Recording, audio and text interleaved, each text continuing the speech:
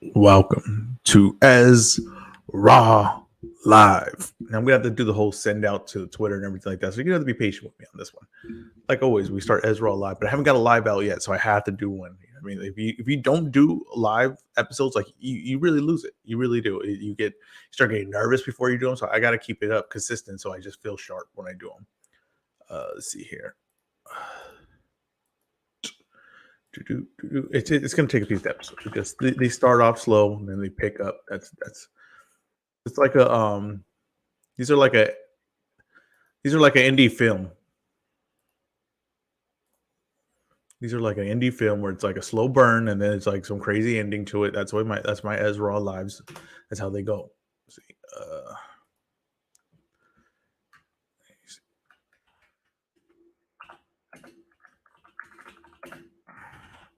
Here I am live.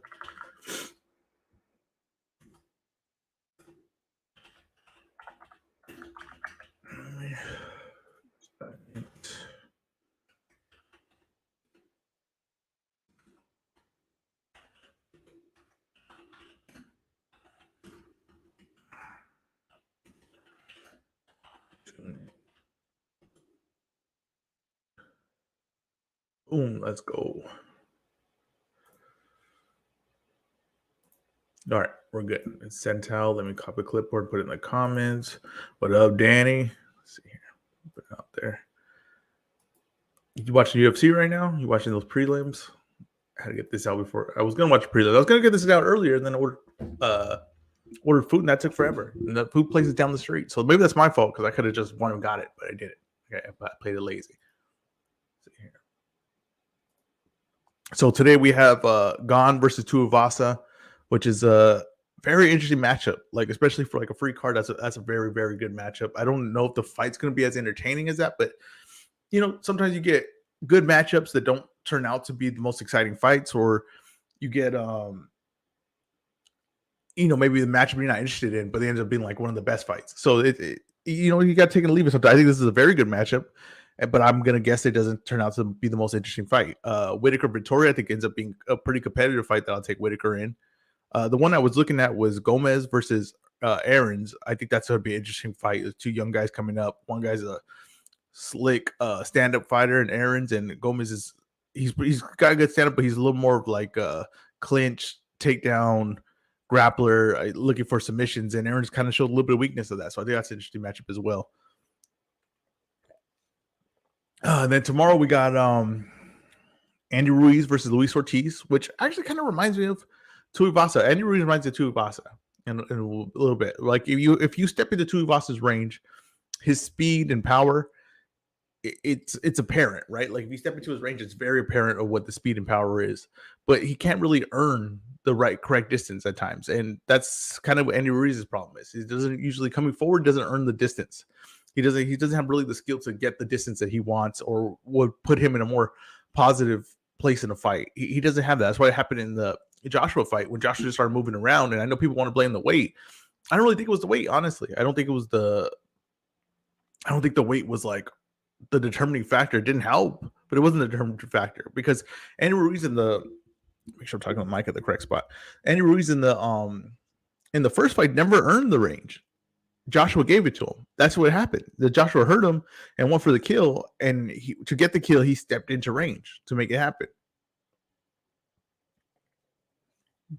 And Ruiz capitalized off of that. But in the second fight, Joshua just didn't give him that. It was a simple fix. It was just like, we're just not going to give him the range. We're going to make him earn it. And he couldn't do that. And he was going to do it if he was in the best shape or anything like that, because he didn't have that in his bag with that training camp. Now, I don't know if he was getting that with Eddie Reynoso, but what I saw with Eddie Reynoso was I saw a guy that was becoming better defensively. Like if you see the Arreola fight, I know he gets dropped. I know he gets hurt in that fight. But if you see going beyond that point, right, look past that round and go like the second half of the fight, the stuff he shows is, it's really interesting as far as his legs defensively, as far as how the way he's counter punching, way he's being more selective. Because a lot of times too, when he comes forward, he kind of just blitzes and he kind of just goes all out. And I always say this, like if you go all out and you throw all these shots, you're leaving openings. Like you don't throw a punch without leaving an opening. Every time you throw a punch, there's an opening. And if you just blitz, like the reason people don't throw 20 punch combos in fights, you see guys hit the pads and they throw 20 punches. Reason why guys don't really do that in fights is because it leaves it open. You can't leave it open that long because someone's going to punch in between those shots. And Ruiz leaves you an opening to punch in between the shots. I think Ortiz has better boxing skills and hits harder than Ruiz. I agree with you on that. I do. I agree with you on that 100%. I just don't think Ortiz has the legs anymore. I don't think that his legs react to punches well anymore. If you remember the Charles Martin fight, everything he was getting touched with, he was getting hurt. And I'm going to guess that Andy Ruiz's trainer sees that. I'm guessing that they see that on their side when they watch film of that fight. And I'm guessing they're going to jump on him early. That's my guess is a second round knockout in that fight. And that's like, to me, that's kind of bold. And Andy Ruiz has never really showed that kind of power. Like, he's had power, but not that kind of power. But I really think he's going to jump on Ortiz early. I don't think they're going to want Ortiz to settle in this fight, because that's more Ortiz settles in. You're right. His boxing skills are going to become better, more apparent. He's going to find his range. You don't want to give him that. Why would you give him the opportunity to settle in this fight? You're going to go test his legs early. Test his legs, catch him while he's cold. Older fighter needs time to warm up. If you don't give him that opportunity to warm up, I think if you're Andy Ruiz, I think that's the way to go. That's the strategy to go. And I believe that's what they're going to do. Now, like I said, though, Andy Ruiz going forward, I'm curious to see that defensive style, that moving around, boxing, making you come to him. I'm curious to see that. I want to see that, more of that, but I don't know if we're going to see that this fight. And I don't know if you're going to see it going forward, because that was kind of like when he was with Reynoso, he kind of was figuring that out a little bit. Yeah, but that's going to be, I'm really interested in that matchup. I told you those, maybe people call that like those mid-card matchups or mid-level. They're like in the middle of the pack at heavyweight. Like, they are. They're in the middle of the pack. They're not, I don't think that anyone's assuming that Andy Ruiz is going to be the best heavyweight in the world again. I don't think anyone's assuming that Luis Ortiz is going to challenge for a title again. But for competitive matchmaking and where they're at, it's you can't get no better. And I like that. That's what I liked about Comey and Pedraza. I thought Comey Pedraza was a damn good matchmaker. And look, it turned out to be a damn good fight, because you get good fighters, you just fight against each other. More than likely, you're going to get good results, right? You're going to get interesting fights. I think that these are two good back-to-back weeks where you get two good matchups. They're not the best guys, not the most salable guys, maybe, but it's just entertaining, right? It's just like boxing at a good level, like a very decent level, smart fighters with some skill and some ability, and just not enough to be the greats, but at that middle pack, you could still make a hell of a career. Like, Andy Ruiz could still make a hell of a career beating guys like Helenius, Kanaki, Ergovic, like those guys right there. If you just keep racking those up, you can have a good career. You don't have to just be the top guy. You don't have to beat him. And sometimes you can't just be one top guy. He already has Joshua. He has one Joshua win, right? Not a lot of guys are gonna be able to match that. And then if you could beat Luis Ortiz, fight who else do they have? Charles Martin, fight Kanaki, fight Helenius. Like those are solid fights. That's a solid career. You have a few years of fighting good fights. People are picking Ruiz to win because Ortiz's age. If they were both 32 years old, Ortiz wins all the time. But right now, I'm picking Ortiz to win, but slightly. I kind of agree with that. If it was a younger Ortiz, I think I'd pick Ortiz for sure. I really thought Ortiz is kind of underrated, and I think that a lot of that was because Wilder beat him, and people didn't want to give Wilder like the full credit for it. And it's easy to do. It's like, well, who did that guy really beat? And yeah, he hadn't really beat anyone of note. Like I'm trying to think of Luis Ortiz's like best win. I know like one of the ones that like kind of put him on like notice was like Latif Coyote, but I think he also like tested positive after that fight. He popped dirty for that fight, but yeah, like people are gonna do that. But I thought Luis Ortiz skill wise was like one of the better heavyweights when Wilder fought him. I thought you couldn't make a case he was better than Joshua. Honestly, I thought he was right there with Wilder, Joshua, and them as far as skill and ability. I thought he was right there. Now, like he said, he's older, so a lot of people are gonna pick Ruiz. Yeah, I agree with that, and I think it's true. Oh, Brian Jennings. Yeah, bye Jennings. Yeah. It probably was Jennings. Yeah, you're probably right. Jennings had a lot of hype on him. I don't know if people remember Jennings, but he had a lot of hype behind him. People thought that was going to be like the next big American heavyweight champ. It didn't turn out that way. It was like that time where we were really desperate. There was a time where I thought I was a big Monty Barrett fan. Like Monty Barrett, and I don't even know if people remember who Monty Barrett was, but Monty Barrett was a American heavyweight. He was really a cruiserweight, and he was really undersized heavyweight, but I just like at times he showed explosion. He showed real good power, and we really didn't have like that at heavyweight at that point. I was a real big Monty Barrett fan. I really was. I was like following that guy's career. I think he lost to Joe Messi. I think it was like he hurt Joe Messi in the last round. It's kind of controversial, but yeah, I think that's what happened to Monty Barrett. But I was a fan of it. You go through desperate times at heavyweight. I think people thinking that we were about to get in another desperate time at heavyweight once like Fury, Wilder, and Joshua. kind of all wrap it up. But I don't think so. I think he got some skill coming up. I think because boxing is getting the attention it is too. I think a lot of people at heavyweight you could join later. You can start boxing later in heavyweight. But I think a lot of people are because attention, like boxing has really good attention right now. So it's on a lot of like screens. They got the YouTube fighting. It's just a bunch of things that cause people to talk boxing, and that's going to lead to a lot of people saying, "Well, why don't I give it a shot?" And I think a lot of people honestly seeing like YouTubers box and then seeing them have success, they're going to be like, "Well, I want to give it a shot. I'm better than these guys," and that might lead to a lot of talent coming into boxing. It really will. It leads to a lot of people just trying it out. A lot more people feeling like maybe it's a possibility now. Like a lot of times when you're not popular, USA Soccer, you got to message me, USA Soccer. I want to put you on here, but there's too many. Message me in the private chat. I'll see if you're a troll or not. Yep, that's what I see. I didn't put them on. This is exactly why I didn't put them on.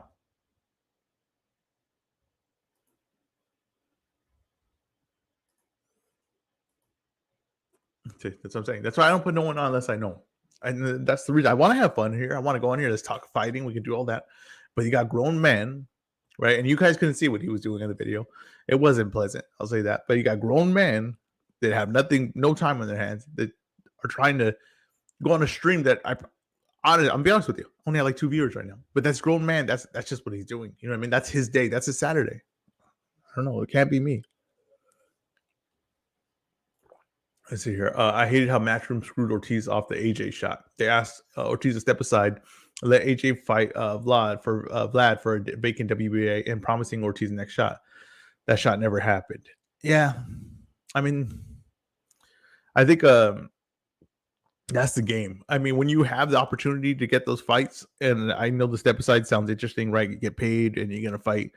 You don't have to fight, you get paid, but you most likely these guys are going to play the game where they're not going to give you that shot. Like you got to really take advantage of the opportunity. If you really want the opportunity, you should take it when you get the chance, right? And when you got them, when you play the game correctly and they have to give you the fight, you should take it. You shouldn't step aside. And it's all a game. It's all a game on both sides. You know what I mean? I don't try to favor any promotion. I try to call them out on everything that they do, but it's all business. It's all pretty much explainable on every side, right? This is why we're doing this. This is why we're doing that. Everybody's trying to benefit themselves to the fullest. So, yeah, I wish I would have seen Ortiz versus Joshua. I think that would have been very interesting. I honestly want to say I would have leaned Ortiz in that fight. But we got Gane versus Tuivasa, which winner of this fight is probably fighting for the title next. I don't know what's up with Nagano. I know he's going to be there at the fight. But I don't know what's up with his. I know he's injured, but his contract, are they going to sign him? He's going to re-sign with UFC. Kind of looks like it might be heading in that direction. I think if Tuivasa wins for sure, he's fighting for the title next. I think if Gane wins, he was dominated by Nagano. He might have to earn one more. Also, John Jones is supposedly coming back at heavyweight. We'll see. That's kind of like, I don't know. We've been talking about that forever. But the winner of this also could be in place to fight John Jones, Stipe winner, if they fight each other. John Jones, Stipe fight each other, and the winner of this fight each other, and Nagano leaves right here for the interim heavyweight title, right? Or the heavyweight title in general. They just strip Nagano if he leaves. So this fight's really important. It's really important. And it's not, I never pictured Tuivasa being at this level. I really didn't. I never pictured Tuivasa getting to this point of his career. I just didn't think he had this kind of skill, but the Derek Lewis fight was huge for him, and it was the perfect style for him. If you fight in his style, if you go to war with him, he has a very good chance of just cracking you and calling it a night. He really does. He's more of I think maybe there wants to be comparisons to Mark Hunt, but he's more athletic than Mark Hunt. He's faster hands. Like that's the thing with just his fast hands. Like on the inside like that, he has really fast hands. It's dangerous.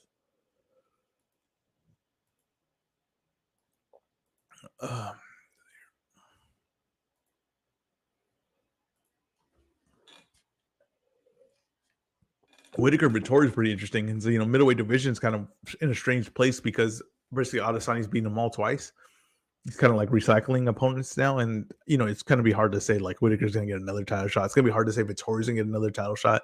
So they kind of have to stay within a reasonable spot in the rankings and then hope for Izzy to kind of lose. Like if Izzy got knocked out by Izzy's opponent's name, I can't think of it right now. Pereira, if he got knocked out by Pereira, then Vittori and Whitaker being a good spot, whoever wins this fight. So it's funny. It's like watching the UFC and boxing in two different worlds because of the rankings and how they actually go with title shots and how they. It's just interesting. It's like the winner of this fight is really dependent. Well, it's really important for their career, but because you're racking up a very decent win. But also, you kind of like the winner just kind of just hoping the Pereira wins, right? Like you're just hoping he knocks out Izzy, and Izzy has to take some time off, and then you could jump in for the title shot because they're most likely not giving you Izzy, and you're most likely not beating Izzy. Even though I know people think that Whitaker came close in the last fight, I didn't really think that. I just think that kind of Izzy, the way he fights, he's so defensive. It kind of just. And it's only 5 rounds, so like if you win 1 round, it's competitive. You win 2 rounds, it's basically a toss-up fight. But you could win 1, lose 3 in a row, and then the guy could play safe in the 5th, right? And then it'd be like, oh, that was a close fight. You only won by round. Buckley's in this card. I remember Buckley. The funny thing about Buckley is when he called out Till, he's like, let's make it happen. He's like, you promise we'll make it happen. And he goes, yeah, we'll make it happen. And then Chimaev goes, who is that? And Till goes, I don't know. That's hilarious. That was a funny clip. The UFC needs more of that. We got the Tank Devin Haney beef. And it's not a fight. It's possible, but I think it's not possible right now. I think it's very possible after Haney's 3rd fight when he's a free agent. I think it's very possible at that point. I know people want to say like, oh, it's not going to happen, and there's a lot of reasons why it won't happen. I think what happens if Haney's a free agent and he signs with a long-term deal with like PBC or Showtime or something like that. I think then it's very possible. So I think we're only a fight away, especially if he beats Lomachenko. If he beats Lomachenko, right, he's still undisputed, and he goes and he's gonna be a free agent, and he could go to Matchroom, back to Matchroom, or Golden Boy to fight Ryan, or PBC to fight Tank. Why isn't it possible then? Why would it not be possible then? It's a lot. I hear a lot of excuses, and I think it's a lot of negative towards Tank. And I get it. I don't think Tank has a strong resume at all because of the way he's brought up, but it's because the fights that he has right now against the level of competition, they make good money. And if he fights Haney, it's not enough of a push right now to make it happen with 2 promoters. But if he's a free agent and he'll be even a bigger name by that point and all under the same roof, why couldn't that fight happen? I think that fight is more possible like next year than people are giving it credit for being. I know there's talks of Ryan versus Tank. I don't think that's happening. I'm going to just call my shot right there. I don't think that's happening. I don't think if PBC and Showtime have been very clear that they're not going to work with this owner joint pay-per-view. So they're not going to do that. Then what would change then? Right? What Golden Boy, they have 1 star, really. 1 star, and that's Ryan Garcia. They're going to take him off of DAZN, the only promoter or only network that's working with them, and they're going to bring him to Showtime without DAZN being involved at all. It's not going to happen. I keep preaching this, but people just, I don't know. They think, like I said, I think one thing that people say a lot, and I think I agree with this, like they forget the business when it's convenient for them. We know the business part of this. That doesn't make sense. It doesn't make sense at all that these guys are just going to let Ryan Garcia go to Showtime and not be involved in it. And they just signed a deal with Golden Boy, and Golden Boy has no other people trying to take, do business with them really right now, right? That they would have left. They weren't fans with DAZN. DAZN took Canelo from them, basically, is what they feel like, what a lot of people feel like. So why would they, if they could go somewhere else, why wouldn't they? You know what they were talking about? Bally's, a website, a network called Bally's. I never even heard of that, right? I'm not even sure if that has to do with Bally's Gym. I'm assuming it does. That's that was their only like other offer. So to say like, oh yeah, that they're gonna do this to, I just don't see it. I really don't. Now there's money to me. There's definitely money there to do a split pay-per-view. There's definitely money there, and I know that people are saying, well, what does DAZN bring to the table? They can't even promote. Well, okay, so say they can't promote off another network, or they don't have no other place to like put it on network TV where they could advertise the fight. So they're not bringing the same thing that what Showtime is bringing, right, to the fight. Well, Showtime has CBS, right? Just charge half of it to DAZN. Just we'll cut these promotion fees in half, and DAZN covers it. The covers 1/2 of it. I don't know. To me, I think that's like a simple fix. But they don't want to work with them. Whatever, it's business. That's the way it is. But I just can't see if they're not going to work with them. That fight's not going to get made. I think most likely it's Michelle Rivera or Isaac Cruz in that fight. And I think that Michelle Rivera's interesting fight. I don't think that's like a really headline grabbing fight. But Isaac Cruz number 2, I think it does. I think that has enough buzz off the first fight that was semi-competitive that I think people could get behind that fight. So I assume that's the way that it goes. Then Ryan Garcia will fight. Who the winner?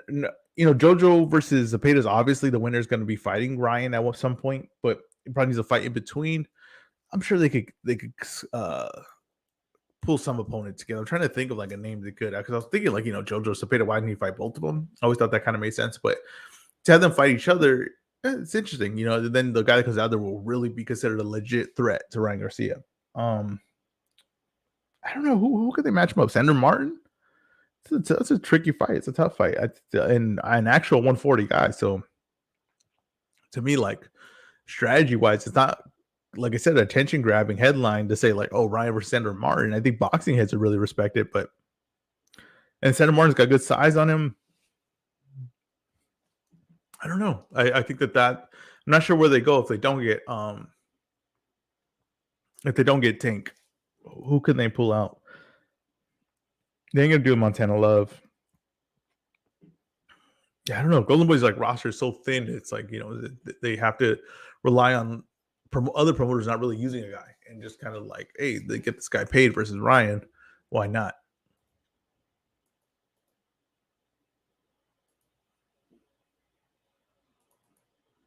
Let's see here. Yeah, so that would be very curious what Ryan does. Maybe Ryan just waits for the Zepeda JoJo winner at that point. It's possible. I know you were talking about Maxie Hughes, but I think Maxie Hughes just signed to fight someone. And then you got Devin Haney, who's I think of course is going to fight Kambosos. We know that's done deal. And then I think he goes to fight Loma, even though people just seem to want to come up with every reason why that fight won't happen. And I think the good one is Top Rank doesn't want it to happen if he's not there long term. But I think that they can't make Haney drop the belts, right? You can't make Haney drop the belts. Loma wants that fight. It's obvious he wants that fight. He came out of the ward like in perfect time to match up with Devin Haney to make that fight, so he get even a tune-up fight. And then what other fight Haney they're gonna offer Haney unless you're gonna offer him Teal, but like I don't know. I don't even think that's bigger than Lomachenko right now. I don't think that's bigger than Lomachenko. I think him versus Lomachenko undisputed is a huge fight. If you see what the Teal and Loma numbers did, I think that Loma in a big fight versus Devin Haney, I think it's a huge fight. I'm very curious that they say, no, you can't get this fight, Haney, because you're not signing a long-term deal. And he's like, well, I ain't dropping the belt, so I don't know. You're gonna have to do one defense with me, I guess, right? You're gonna have to do one defense with me at this point. But yeah, I don't know. I just think that that fight's definitely going to happen, in my opinion. I think that fight's definitely going to happen. I think that's a big fight. It's a very interesting fight. I think it's a fight that people want to assume that Lomachenko has no chance in, right? Lomachenko is just going to get. Oh, let's see here. What's that? Ryan versus Jorge Linares tank fight doesn't happen. That you get killed for that matchup. He will get killed for that matchup. And then you'll see people talk themselves into that Linares has a chance in it. You'll get killed for it, and then you'll see people talk themselves into Linares has a chance. But yeah, people kind of like want to put like Lomachenko's like Kambosos, like where he's just gonna get ran through by Devin Haney and he's just gonna jab him all night. He's not gonna know what to do, and they can use a comparison to Teofimo Lopez, but Devin Haney doesn't have the Teofimo Lopez power, or he doesn't have that at all. Like he doesn't have that kind of explosion in the shots, and that's really what kept Lomachenko home the first half of the fight. Right, and then he kind of found like his rhythm and found his openings. It kind of seemed like Teofimo kind of slowed down a little bit. To me, that fight doesn't look anything like that matchup. And I think that really that fight's going to be competitive back and forth. And I think that if you think just a jab's going to hold Loma off from jumping in on Haney and getting on the inside and working, I just think you're wrong. I think you're dead wrong on that. I think that Loma has very good upper body movement. He's actually very good defensively. He just stays in range a lot. He's very good defensively. He just stays in range. If you stay in range long enough, you're going to get hit, especially against pro fighters. Like, that's just the truth of it. The best guys that don't get hit stay out of range a lot. They either crowd you or they get all the way out. And like you see Shakur Stevenson, he stays out of range a lot. He stays right at the edge, and he has one of the best moves in boxing right now is the backstep. His backstep is, like if you're saying like guys' signature moves, Shakur's signature backstep is, it's right up there. Like it's top 5 for sure. and his back steps keeps him out of range. So guys are always coming up short against him. Keeps a real high guard. He's very aware defensively. Loma's good defensively, but he's constantly putting pressure on him too. And it's also because he's a smaller man. He kind of has to. He can't just stay outside of range. You see what happened against Teofimo when he stays out of range. It just can't be effective that way. So he's going to have to get in, but I think that he's not going to just get stopped by a jab. He's just going to need to bring other things to the game. Not saying that Haney doesn't have other things to the game. He does. But also Haney, you could get in on him because his head movement sometimes doesn't work with his legs. Like he doesn't necessarily move back well with his head movement. He kind of plants and does his head movement. And that means you get in on his range and get to work. And that's where Loma wants to be. So yeah, I don't the whole thing of like it's just gonna look like a Kambosos or it's gonna be a one-sided fight. I don't see that at all. And people saying too, like, oh, he's not gonna get the credit for that fight. It's like, why? Loma is still pound for pound. I don't get that because people are pissed because Loma's still pound for pound. And I don't agree with Loma being pound for pound at all. Even though that they're pound for pound and make believe list, and basically it's almost impossible to be wrong because it's just basically what you can imagine in your mind. But I don't agree with Loma being pound for pound. Okay, I don't. Especially when Haney is better wins the last 2 years at that weight division and is undisputed right now. And supposedly the belts matter. I know they don't, but supposedly they do. So all these other places that cover boxing. But Loma is pound for pound. So you can't say, oh, they're not going to give Haney credit because no, they have the guy pound for pound, right? They literally have the guy pound for pound. So if Haney beats him, it'll be almost impossible to say, oh, no, this guy's not pound for pound. That doesn't make sense to me. It doesn't make sense to me that how does it not get credit when they're giving Loma is pound for pound? Now they took Loma out of pound for pound and they didn't have him in there, and they didn't have him ranked. And okay, then we can make the argument. For the people you say they're not going to give Haney credit, though, they all have Loma pound for pound. So it would be impossible not to give him credit. Ryan versus Abdulev Lemos are okay fights. Lemos is interesting. I mean, no one's going to know who that is, but it's interesting, right? Realistically, Tank got Michelle Rivera, Isaac Cruz in December. Realistically, Ryan doesn't. If Ryan doesn't fight, doesn't happen. Yeah, I agree with you. Like, it's Cruz or Rivera. I seen someone post like a list and it had like 4 other fighters, and they had Cruz and like 3 other fighters. I think one was Hector Garcia, and then it was Puello.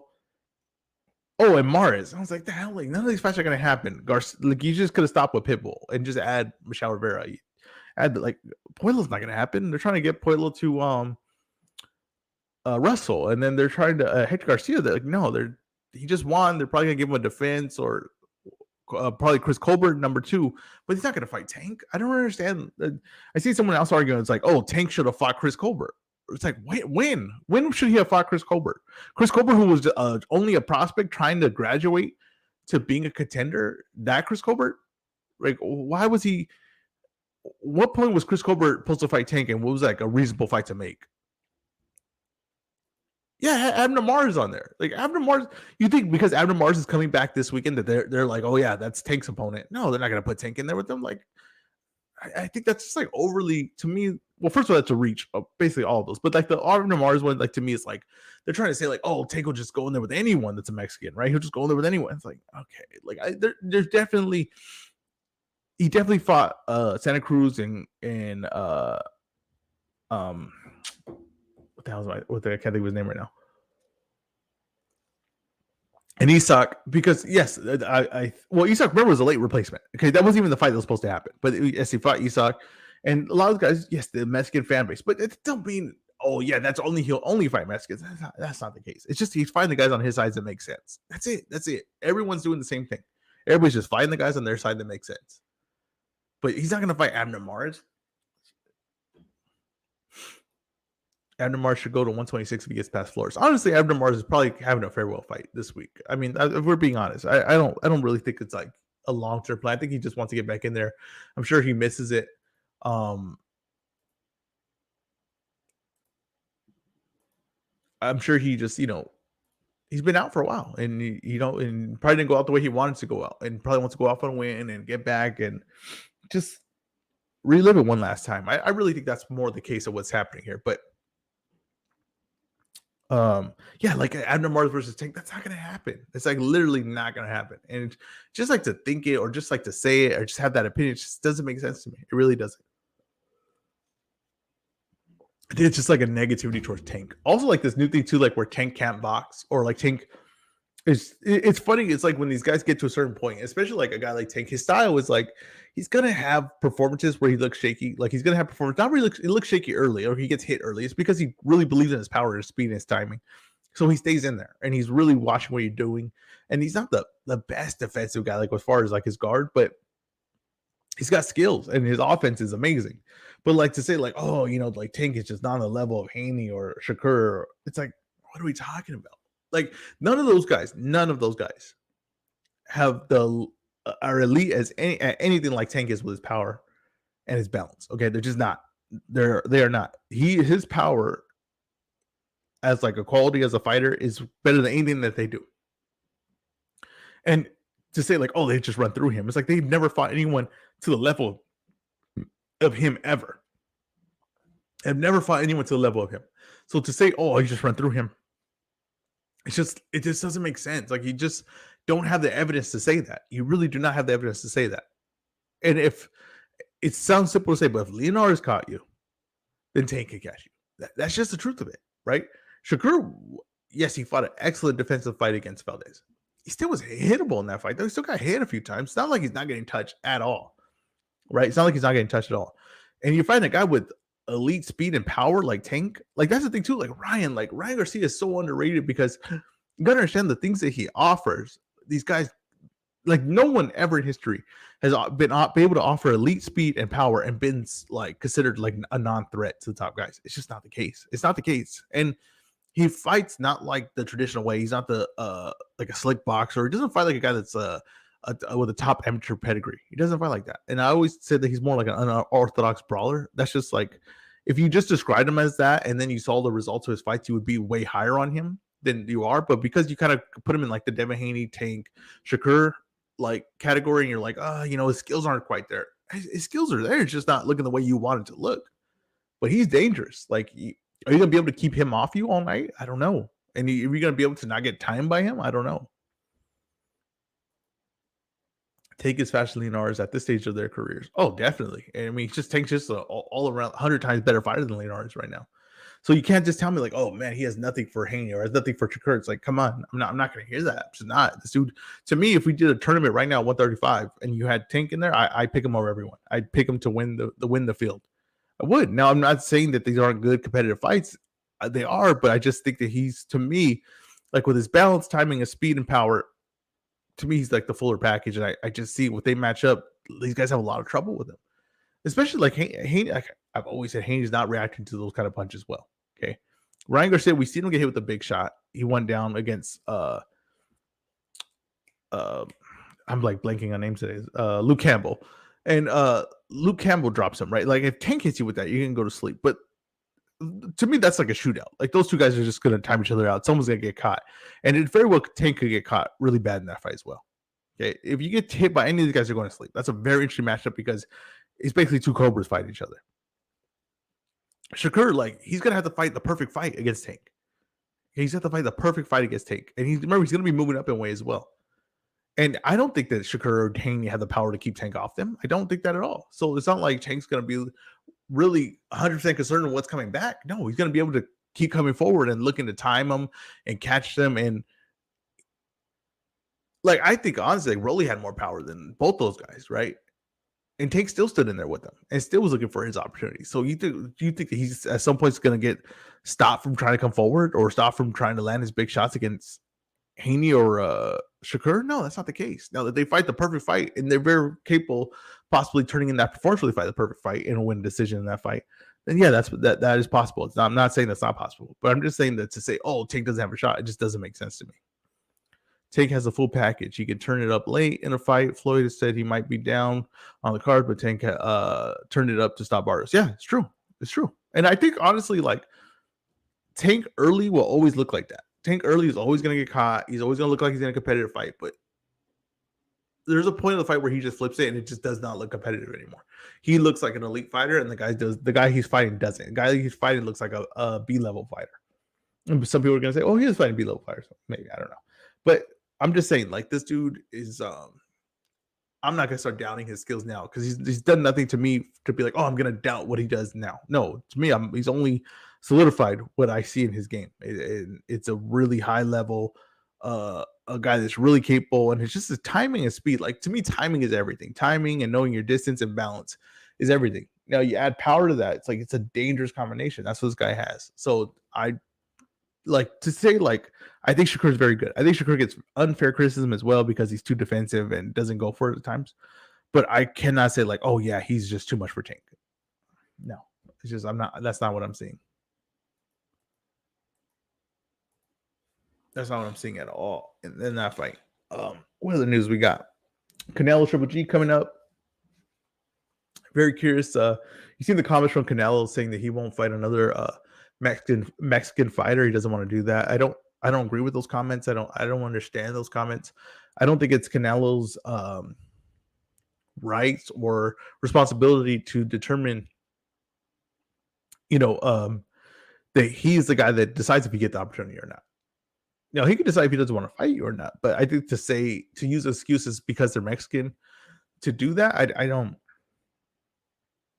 like that, because especially like if you have a Mexican guy calling you out and he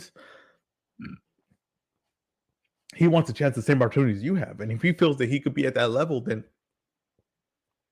to say you're just not going to give it to him, I don't like that at all. I don't like that thing. And a lot of people are saying like, well, he's not going to fight Zurdo. Like Zurdo's not going to beat Bivol, and that they're not even the same weight. So I understand that, but he still said it, right? So you got to just interpret what he said. It's not the fact that it's just Zurdo; it's the fact that it's any really fighter. I don't agree with that. It's like it doesn't make sense. He should honestly feel like he wants to fight someone from Mexico. He should feel like he wants to fight someone that they could create a big fight with, that the whole country could get behind. I think that would be great for Mexico boxing and all that. But to say like, oh no, I just won't do it, I won't fight someone, that doesn't make sense to me. It's not like what are you accomplishing by that? So you're basically keeping everyone down because no one could challenge you for that top spot in Mexico. What if someone says like, well, I don't care what the hell this guy's rule is, I don't respect that. You know what I mean? And that's what basically I seen Zurdo interview, and I thought he'd be way more effective if he had a translator, so he could really say 100% what he really wants to say. And he's gonna need to be vocal about this. If he beats Bivol, he's gonna have to be very vocal that he wants Canelo, and it's gonna have to lead to some kind of trash talk, and it's gonna lead to some disrespect, and that's just what it is at that point. You gotta look out for you and your own at that point. And I think that if Canelo's going to use this, oh, I won't fight a guy. Well, then fight a guy from Mexico. It's like, well, then I'll fight you. And you got to start calling him a coward. And you got to start challenging, you got to get the country behind you. You got to get the country to pay attention. Because to me, like, it just doesn't make sense. First of all, it doesn't make sense, but it just also like puts a cap like on everyone. Like no one can reach my level because I'll never give it that chance. That's really what he's saying. Imagine Spence said, "I'm not fighting an American-born fighter." He gets slaughtered on Twitter. He would. That's the truth, and he should. If he did say that he should get slaughtered, and that's why Canelo should get slaughtered for saying that, because that's just a ridiculous statement to make. It really is. It's just a ridiculous statement to make. To say, "Oh, I'm," yeah, it's like saying like you're kind of like above everyone. Honestly, like you determine that. Yeah, I don't know. I think if Zurdo wins, that gets really interesting. But I also don't like really believe that either. I think that if like Zurdo wins and the fight's big enough, they'll make it happen. But it's just a weird thing to say to me. Just in my opinion, it's a very strange thing to say. Now Zurdo versus Bivol, I think that's a really interesting fight. I think that maybe and a lot of people are saying like, oh, but Zurdo doesn't have a chance. And I'm leaning Bivol right now. I want to break down the fight more before I actually make an official prediction on it. But Zurdo's a well-rounded guy. He's a really well-rounded fighter. He just has like to me like certain flaws that it's hard to get by, and he also doesn't have like one elite thing that he does. And I think that if Bivol fights his game and he's like the boxer and he controls the distance and controls the pace of the fight, I think he should win this fight. But it's still a very interesting matchup, because if you're not getting Bivol Berchev, I mean, I don't know a better matchup than Bivol Zurdo at 175. This isn't a better matchup. So still interesting matchup, even though it might be one-sided or not, but that's still a very good fight. It's still a very, very good fight. Cordina Rakhmonov is a co-main to Bivol. Is a nice co-main. It is. That is a very good fight. A tough fight for Cordina to come off of his big win, to fight Rakhmonov, who got a draw against Jojo Diaz. Wasn't the best version of Jojo Diaz. I don't think Jojo Diaz made weight in that fight. It wasn't the best version of him, I thought, but still very tough fight. Rakhmonov, kind of like a robotic style a little bit, right? Like he's not the most creative striker, but he's come forward. He's tough. He's got some pop. Cordina coming off possibly a knockout of the year. I think that's a very good fight. Yeah, a hell of a matchup. And it's gonna that's a 130-pound division with you have Shakur, you have Hector Garcia. So Cordina, they'll both be watching that because one of them is gonna want to get the winner of this fight. And I think if Rakhmonov wins, I'm not sure if he's with Matchroom or if he could leave, but I think he's you got to pay attention in these fights, especially for the belts. It's like, who is the other guy promoted with? And if he's a free agent, then it gets interesting because then he can use that belt to go negotiate with either, PBC or Top Rank to see who he's going to match up with and who's a little bit, more aggressive to get that belt on their side. So that if Rakhmonov wins, he could be in a really good spot. Now, I'm almost 100% sure that Cordina probably has like a rematch clause in it because that's what Matchroom does. They're not just going to let the belts leave without you really earning it. But that's a very interesting matchup. But yeah, so I'm trying to see where we at in the UFC card right now. You know what? I'm probably gonna wrap this up. Go finish this UFC card. Maybe I'll do one. I'll probably try to do one tomorrow after the Ortiz Ruiz fight. Let me see if I can get Broadway or Truth on here. But yeah, thank you guys for listening. Danny, I appreciate the comments. This has been the Ezra Live.